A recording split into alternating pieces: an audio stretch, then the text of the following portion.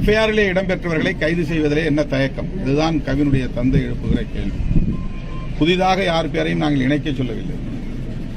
சந்தேகத்தின் பெயரில் யார் பெயரையாவது நாங்கள் சொல்லவில்லை.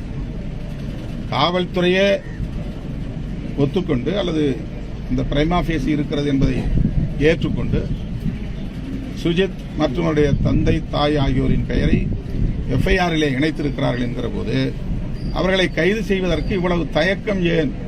இதுதான் கவின் தரப்பிலே அவருடைய தந்தை எழுப்புகிற கேள்வி. அதில் நியாயம் இருப்பதாக நாங்கள் கருதுகிறோம்.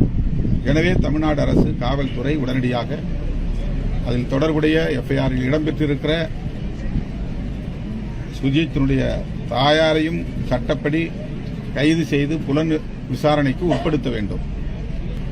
வேறு யாரும் இதில் சம்பந்தப்பட்டிருக்கிறார்களா என்பதையும் ஆய்வு செய்ய வேண்டிய தேவை இருக்கிறது.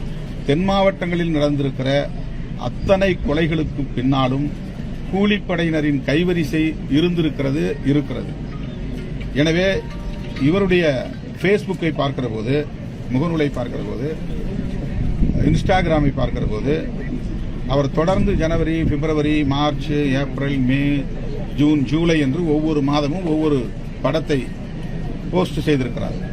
ஒவ்வொன்றிலும் வெவ்வேறு வகையான கொடுவாள்களை ஏந்தியிருக்கிறார். நாயை பிடித்துக்கொண்டு விரைவில் ஒரு சம்பவம் நடக்கப் போகிறது என்பதை போன்ற சிம்பாலிக் மெசேஜஸ் வெளிப்படுத்தியிருக்கிறார். ஆகவே இவர் திடுமென ஆத்திரப்பட்டு இதை செய்யவில்லை. கவினோடு முரண்பட்டும் பகைத்துக் கொண்டும் உறவாடவில்லை. நம்பக்கூடிய அளவுக்கு நெருக்கமாக உறவாடி இருக்கிறார். அந்த நம்பிக்கையின் அடிப்படையில் தான் அவர் அழைத்ததுமே பின்னால் அவரோடு போயிருக்கிறார்.